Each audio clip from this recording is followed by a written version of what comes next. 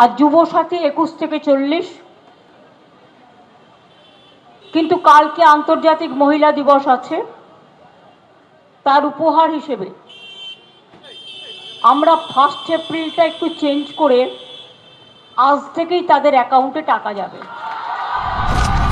মুখ্যমন্ত্রী মমতা ব্যানার্জি বড় ঘোষণা করলেন যুবসাথী প্রকল্প নিয়ে।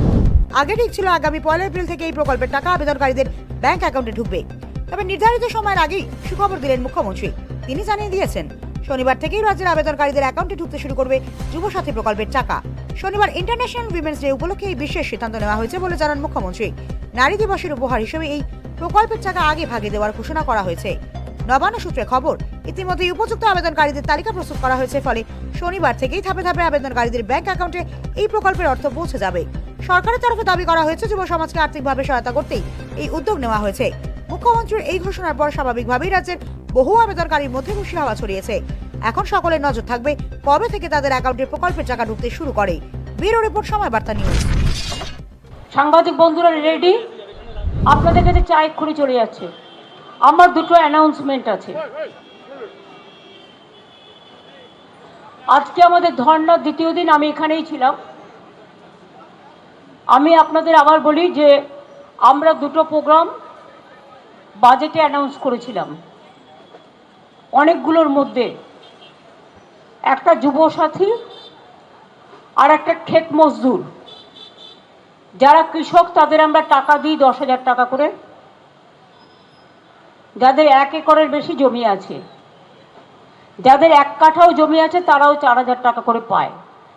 কিন্তু ভাগ চাষি যারা কোনোদিনই কিছু পেত না, তাদেরও আমরা 4,000 টাকা দেব বলে অ্যানাউন্স করেছিলাম।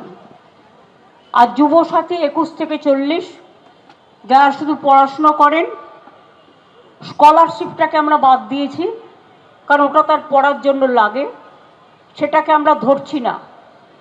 বাদ বাকি অন্য কোনো স্কিম না পেয়ে থাকলে তারা সকলেই, আমরা বলেছিলাম 1 এপ্রিল থেকে টাকাটা তাদের অ্যাকাউন্টে যাবে। কিন্তু কালকে আন্তর্জাতিক মহিলা দিবস আছে, তার উপহার হিসেবে আমরা 1 এপ্রিলটা একটু চেঞ্জ করে আজ থেকেই তাদের অ্যাকাউন্টে টাকা যাবে।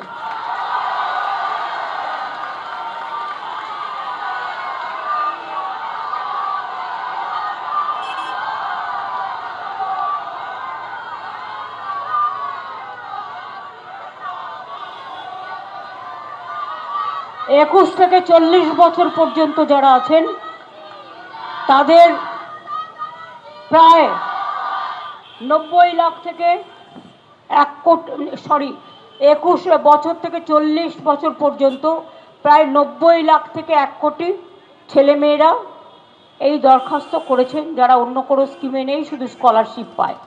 স্কলারশিপ কন্যাশ্রীকে আমরা ধরছি না, কারণ তাদের এটা প্রাপ্য পড়াশোনার জন্য। যারা স্টুডেন্ট আছে, মেধাশ্রী আছে, ঐক্যশ্রী আছে, শিক্ষাশ্রী আছে, স্বামী বিবেকানন্দ স্কলারশিপ আছে, সবুজ সাথী আছে, তরুণের স্বপ্ন আছে, এগুলোকে আমরা ধরছি না। এটা হচ্ছে 21 থেকে 40 বছর যারা কোনো চাকরি বাকরি পাননি, আমরা তাদের দিচ্ছি। এবং যারা অ্যাপ্লাই করেছে, প্রায় 1 কোটি ছেলেমেয়েরা অ্যাপ্লাই করেছে। আর বাদবাকি এখানে চাকরিও আপনারা জানেন 40% এখানে বেকারত্ব কমে গেছে। আমরা চাই আরও ছেলেমেয়েরা নিজে পায়ে দাঁড়াক। আমরা প্রায় 40 লক্ষ ছেলেমেয়েদের স্কিল ট্রেনিং দিয়েছি, তার মধ্যে 10 লক্ষ অলরেডি চাকরি পেয়ে গেছে।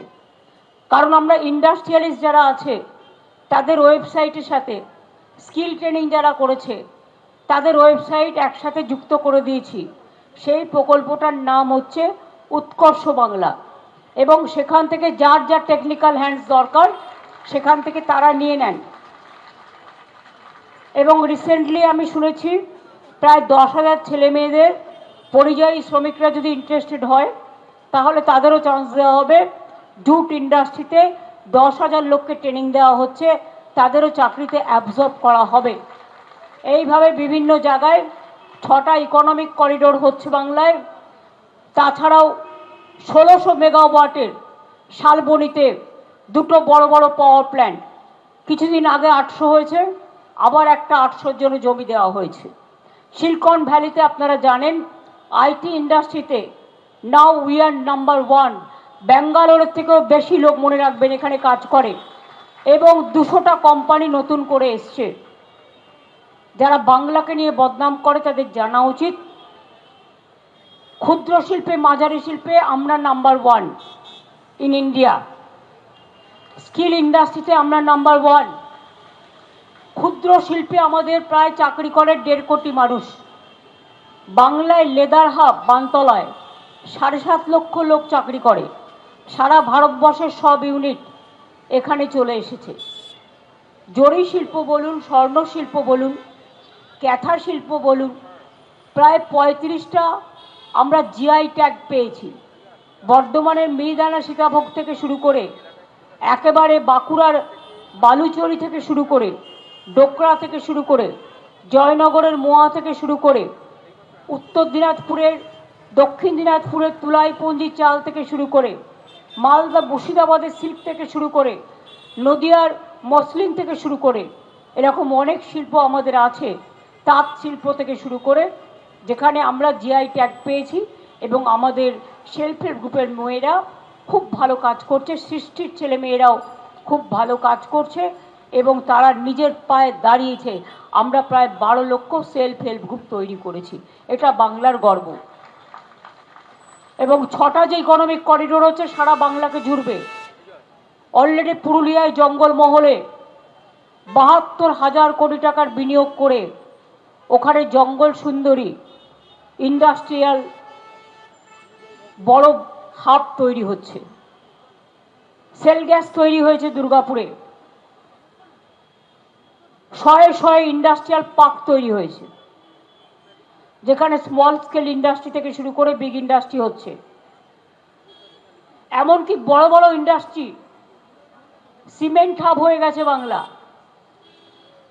বাংলা কয়লা উৎপাদন 80% করে, কিন্তু আয়রনের জন্য পলিসি আছে, ন্যাশনাল পলিসি নেই। আয়রন আমরা পাই না, কিন্তু আমাদের কয়লার ন্যাশনাল পলিসি করে আমাদের এখান থেকে নিয়ে চলে যাওয়া হয় আর শুধু বদনাম দেওয়া হয়। যদিও এটা আমাদের আন্ডারে নয়, এটা সেন্ট্রাল গভর্নমেন্টের আন্ডারে। আর সিআইএসএফ দেখে